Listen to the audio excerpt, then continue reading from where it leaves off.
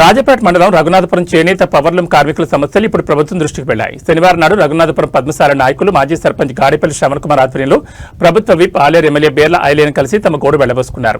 ముఖ్యంగా గత ఏడాది మే నెలతో ముగిసిన థ్రిఫ్ట్ పథకాన్ని వెంటనే పునరుద్ధరించాలని కార్మికులు డిమాండ్ చేస్తున్నారు. చేనేత కార్మికులకు ప్రభుత్వం ఇస్తున్న విధంగానే పవర్లూమ్ కార్మికులకు కూడా 16% ప్రభుత్వం జమ చేయాలని విన్నవించారు.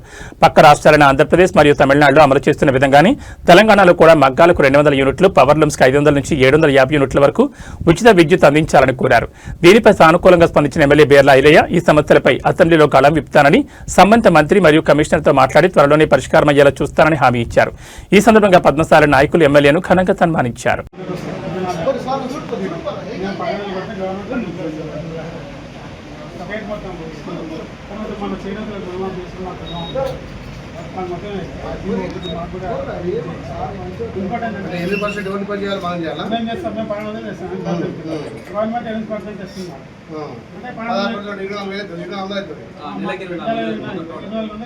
రెండేళ్ళకి తీసుకోవాలి, లాక్ పీరియడ్ ఉంటుంది మధ్యాహ్నం తీసుకోవడానికి. తర్వాత ఇది రుణమాఫీ నాకు కూడా మాఫీ. కాబట్టి మేము కూడా ఏమంటున్నాం అంటే ఐన్లు వాళ్ళకు 16% ఇస్తున్నాం, 1200 వేసి 2400 ఇస్తున్నాం. మాకు కూడా సేమ్ అట్లా 2400 ఇవ్వాలి.